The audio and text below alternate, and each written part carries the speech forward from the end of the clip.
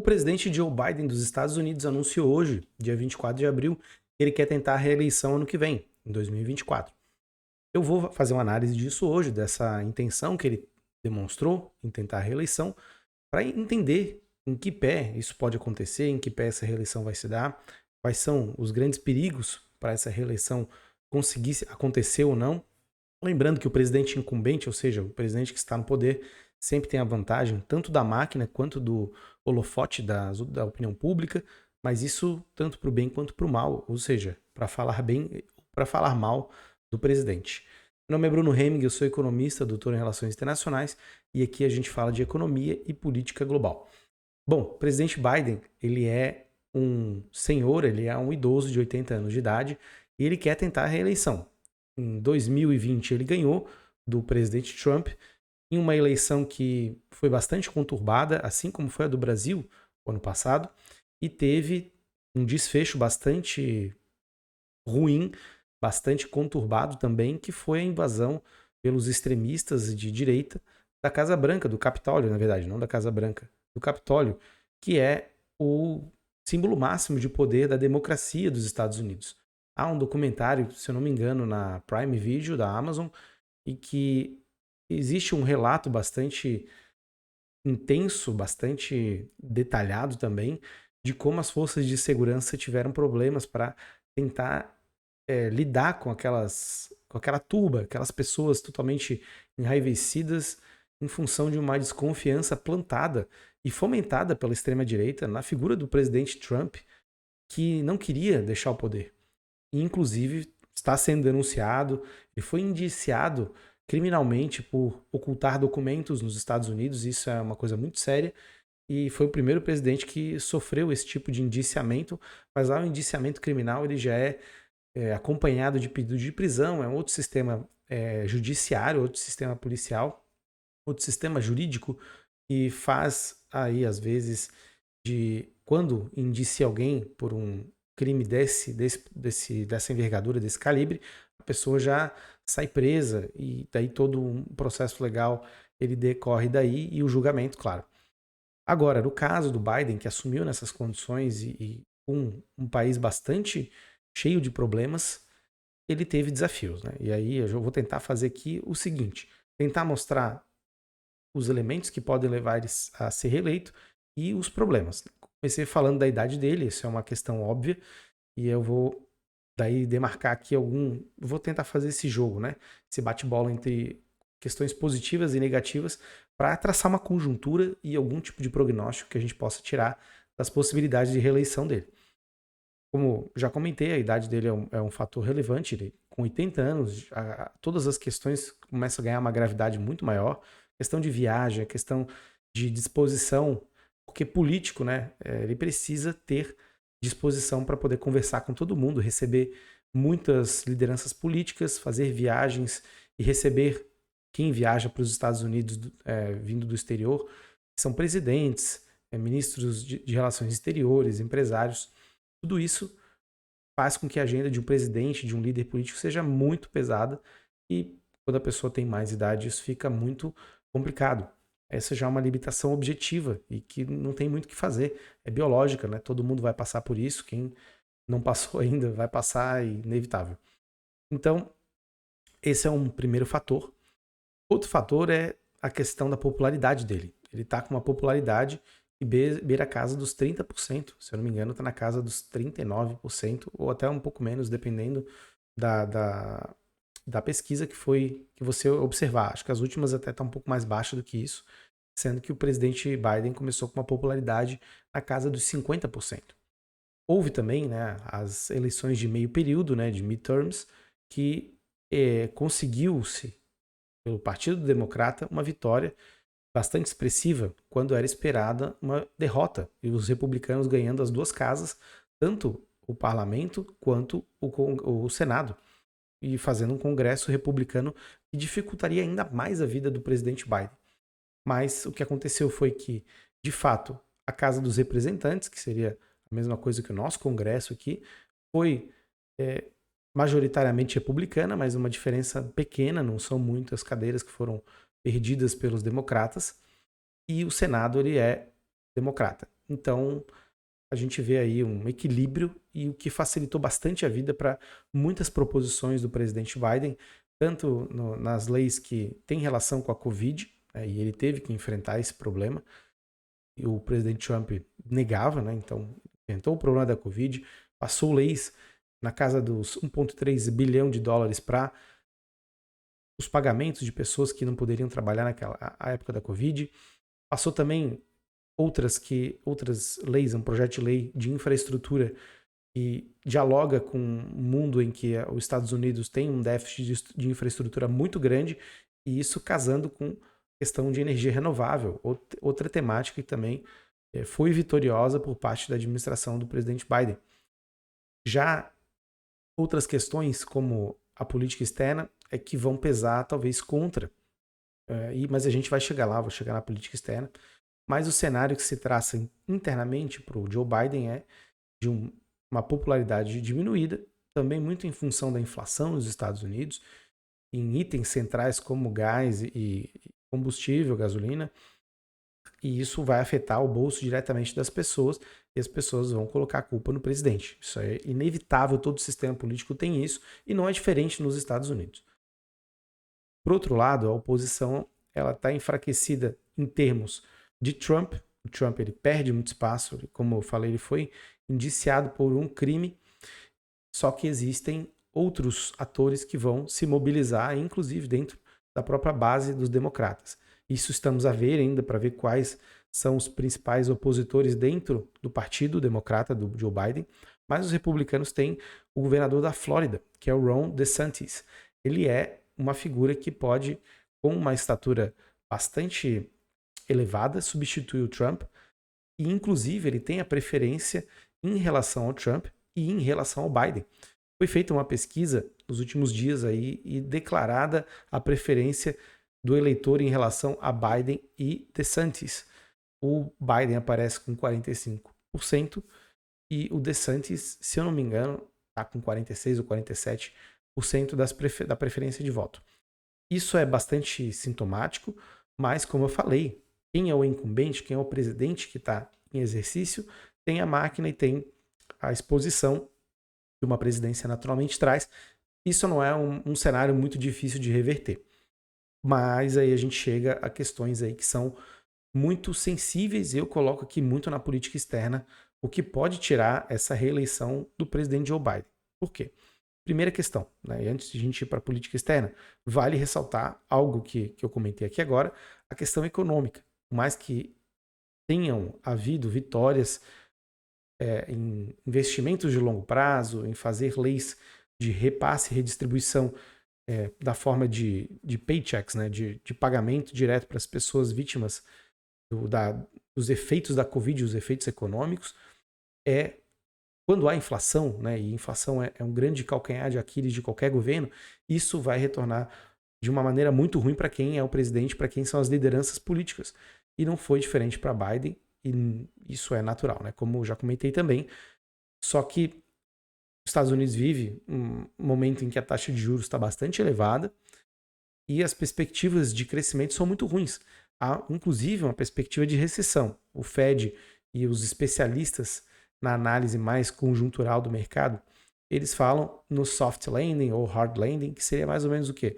Se vai entrar em recessão de maneira suave ou se vai ter uma crise, algum tipo de retração econômica mais severa.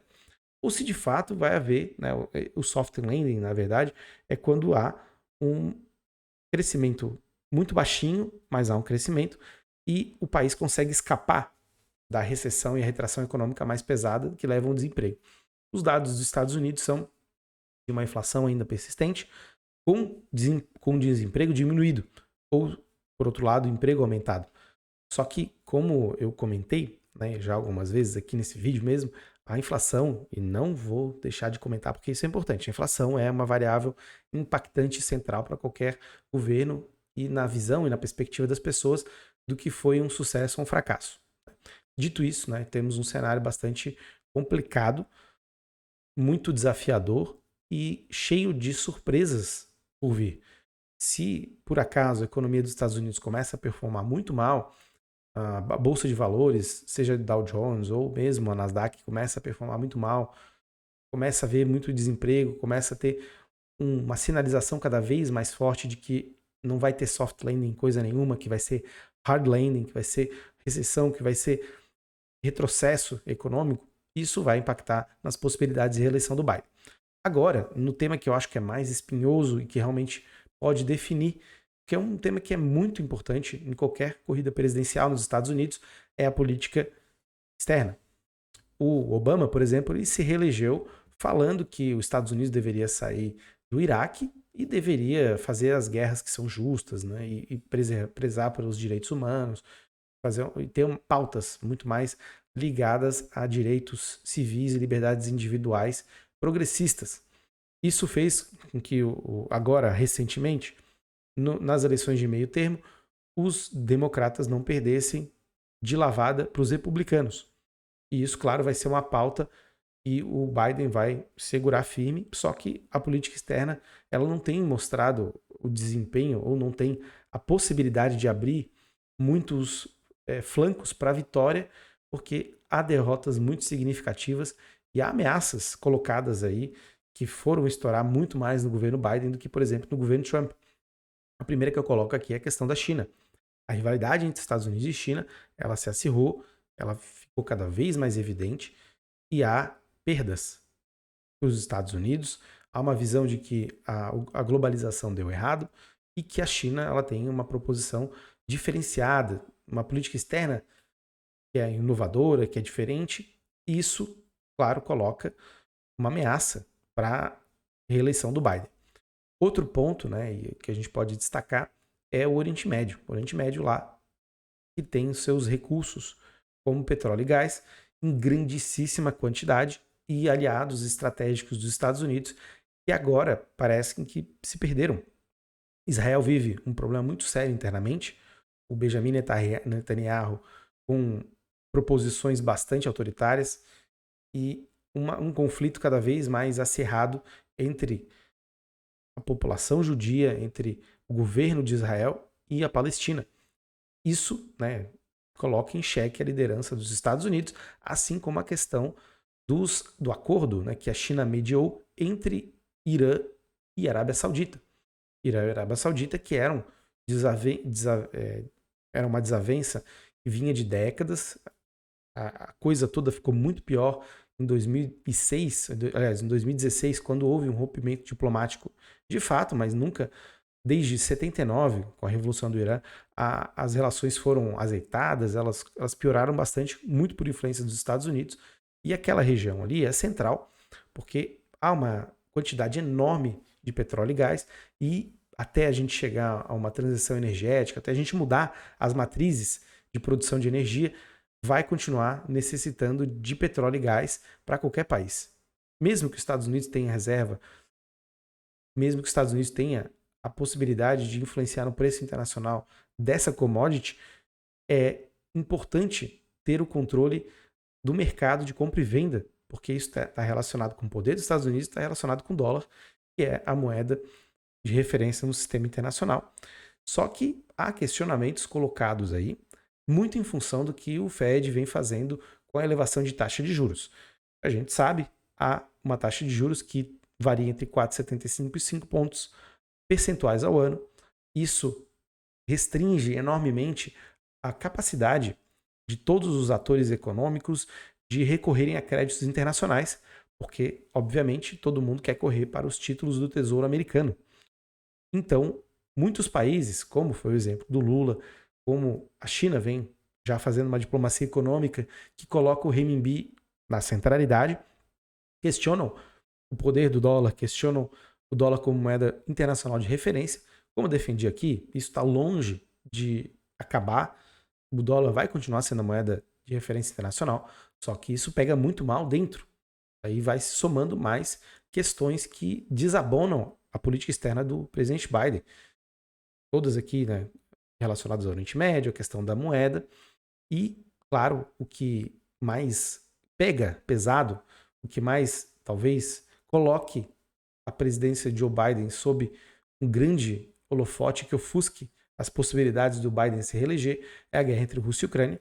Por mais que haja um consenso dos países europeus, dos Estados Unidos, do Canadá, de que a guerra ela é totalmente injusta, que a invasão da Rússia é inadmissível, que a Rússia deve ser sancionada e excluída do convívio dos países que querem paz e democracia, quando o efeito ele é sentido no bolso do eleitor, isso pega muito mal. E também pela inabilidade do presidente, da política externa, do governo Biden, de terminar a guerra, de encontrar uma solução para a paz, isso vai pesar contra em grande medida. Isso vai ser explorado, e todos esses pontos vão ser explorados enormemente pelo Ron DeSantis ou qualquer um que vá pleitear, né, a vaga nas primárias do Partido Republicano e, claro, concorrer contra o presidente Joe Biden nas eleições de 2024. Como já comentei, as pautas relacionadas à política externa são importantíssimas para os Estados Unidos, sempre são votos muito importantes que são conquistados a partir do convencimento de que há um sucesso ou um fracasso nessas políticas, como o caso do Obama, e outros presidentes também se utilizaram dessa narrativa, dessa disputa de narrativas para angariar votos num sistema eleitoral que é ultra complexo e tentou ser mais equânime possível, mas muitas questões são colocadas aí que levam a crer que há uma injustiça na votação. Isso já coloca o sistema eleitoral como um todo em um grande questionamento pelo eleitorado e retrai as pessoas no seu ímpeto de votar, de decidir as eleições, votando no seu candidato preferido. Tudo isso aí cria um caldo bastante ruim em um país que vive, sim, uma convulsão, que vive a ameaça real de que o fim da globalização represente o fim de privilégios, como a questão do dólar, como a questão dos produtos baratos que vêm da Ásia, principalmente da China, e que ajudaram a inflação dos Estados Unidos a ficar em patamares tão baixos por tanto tempo. Tudo isso vai ser colocado em pauta. E a gente precisa entender o que vai pesar mais para o eleitorado. Na minha opinião, Joe Biden ele corre um sério risco de não ser reeleito. Apesar de que há por detrás dele todo um aparato do partido, ele vai poder propagandear todas as leis e todas as iniciativas que o governo dele conseguiu, e foram realmente vitórias, mas esse declínio dos Estados Unidos está sendo enormemente sentido e muitas derrotas foram totalmente concentradas dentro do governo dele. E isso vai pesar contra. Eu acho que a política externa vai ser um grande fiel da balança e isso pode sim colocar muito em xeque e em risco a reeleição do presidente Biden. Mas por hoje era isso.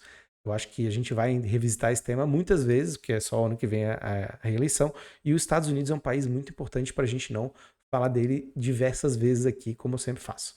Então, a vocês aí um grande abraço, obrigado por ouvir até aqui, deixem os seus comentários, curtam o vídeo, deixem opiniões e sugestões de temas que a gente possa tratar, e até a próxima. Um abraço, tchau, tchau.